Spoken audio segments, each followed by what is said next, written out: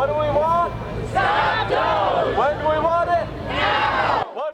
And a rally for federal workers today at Milwaukee's VA Medical Center comes in response to sweeping proposed job cuts by President Trump's Department of Government Efficiency. Demonstrators tell our Mike Biermeister they felt compelled to show their support for our veterans and those who serve them. This crowd outside of the Milwaukee VA near 49th and National is comprised of a wide variety of people, but mainly veterans and people who care for veterans like Michael and Dion, as well as James, who was just laid off last week. All of them are opposed to the federal job cuts.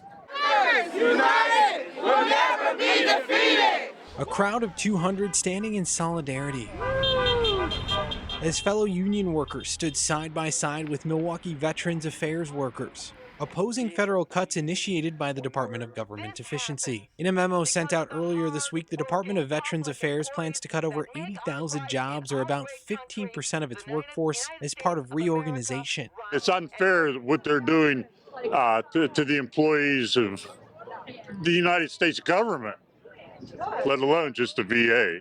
Last week, 10 employees, including 3 veterans, were fired, like James Stansel. Despite receiving positive feedback about his work as a supply technician, Stansel got an email saying his performance wasn't good enough. He spoke out Friday. You're no good to us anymore. Throw you out. What the hell is that? These are all based on false statements. The move has left others, like veteran and VA worker Dion Jackson, nervous. Do you feel like your job could be at risk right now? I do. Anybody's job is at risk at this point. Milwaukee VA psychiatrist Mike McBride tells me he lost 2 members of his team as part of the cuts.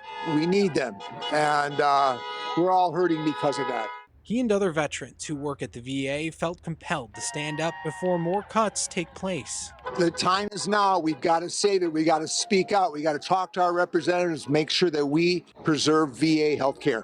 Care for all who gave all. In Milwaukee, Mike Biermeister, TMJ4 News.